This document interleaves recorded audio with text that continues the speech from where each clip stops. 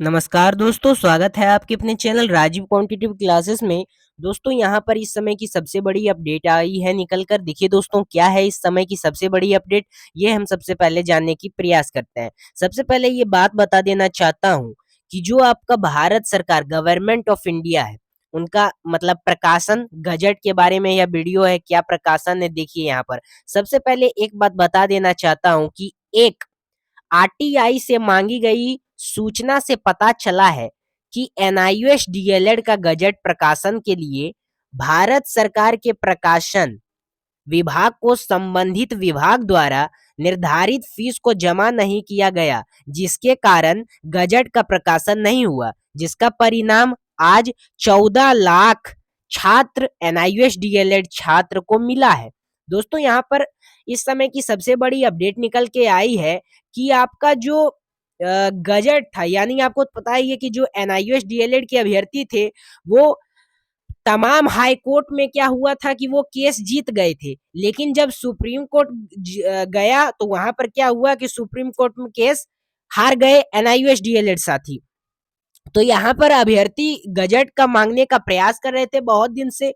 तो इसी के संदर्भ में एक लेटर निकल के आया है गजट के संबंध में कि यहाँ पर कहा क्या गया है कि जो एक आरटीआई से मांगी गई सूची से पता चला है कि जो एनआईओएस डीएलएड का गजट प्रकाशन के लिए भारत सरकार के प्रकाशन विभाग को संबंधित विभाग द्वारा निर्धारित फीस जमा नहीं किया गया।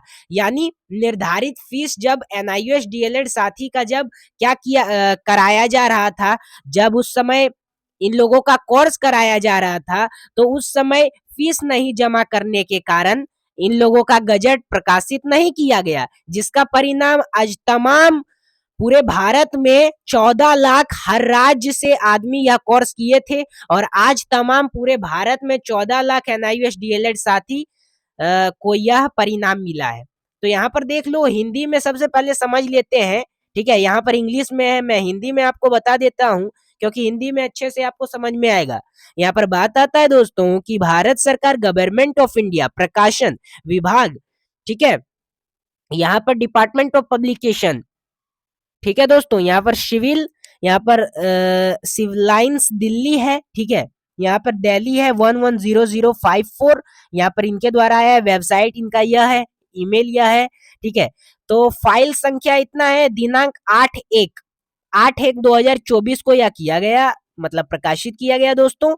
और यहाँ पर विषय सूचना का अधिकार यानी आरटीआई। देखिए, सूचना का अधिकार संविधान में दिया गया है कि कोई भी सूचना से पता कर सकते हैं, आप आरटीआई करके पता कर सकते हैं कि ये क्यों नहीं हुआ। तो यहाँ पर बहुत सारे अभ्यर्थी किए हैं कि विषय सूचना का अधिकार अधिनियम 2005 के अंतर्गत सूचना, यहाँ पर पंजीकरण संख्या के साथ आपके आरटीआई अनुरोध के संदर्भ में दिनांक इतना 9/12/2023 सूचित किया जाता है कि आपके द्वारा मांगी गई जानकारी की का उत्तर इस प्रकार है। यानी जब अभ्यर्थी आरटीआई किए तो यहाँ पर इनका उत्तर इस प्रकार दिया गया कि संबंधित विभाग द्वारा भेजी गई अधिसूचना को भारत के राजपत्र के भाग 3 खंड 4 में प्रकाशित नहीं किया गया क्योंकि संबंधित विभाग ने इस विभाग के यहाँ पर निर्देश का पालन नहीं किया और अधिसूचना प्रकाशित करने के लिए आवश्यक भुगतान नहीं किया। यदि आप ऊपर दिए गए उत्तर से संतुष्ट नहीं है तो आप इस कार्यालय के प्रथम पदाधिकारी के समक्ष पहली अपील दायर कर सकते हैं। संजय सिंह, प्रकाशन नियंत्रक, सिविल लाइन्स दिल्ली। यहाँ पर इतना इनका है और इस उत्तर की प्राप्ति के 30 दिनों के भीतर विवरण आरटीआई पोर्टल पर भी उपलब्ध है। और यहाँ पर देख लीजिए, यहाँ पर इनका साइन है, ठीक है दोस्तों।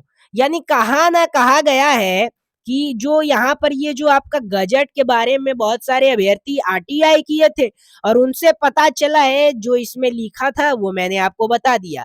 क्योंकि उस समय जब उस समय एनआईओएस साथी का जब कोर्स करवाया गया था, चाहे वो सरकारी हो चाहे गैर सरकारी हो, पूरे भारत में 14 लाख अभ्यर्थी का कराया गया था। तो उस समय क्या किया गया था कि फीस जमा नहीं करने के कारण गजट प्रकाशित नहीं किया गया, यहाँ साफ साफ लिखा हुआ है। ठीक है। तो यहाँ पर देखिए क्या होता है अब दोस्तों, तो यही आज का अपडेट था दोस्तों। हमारे चैनल से जुटे रहें दोस्तों, ताकि जो भी अपडेट आए नियमित रूप से सबसे पहले हमारे चैनल पर उपलब्ध हो। तो चैनल को सब्सक्राइब करके रख ले दोस्तों। फिर मिलते हैं नेक्स्ट वीडियो के साथ आपके लिए, फिर मिलते हैं नेक्स्ट वीडियो के साथ, तब तक के लिए धन्यवाद दोस्तों।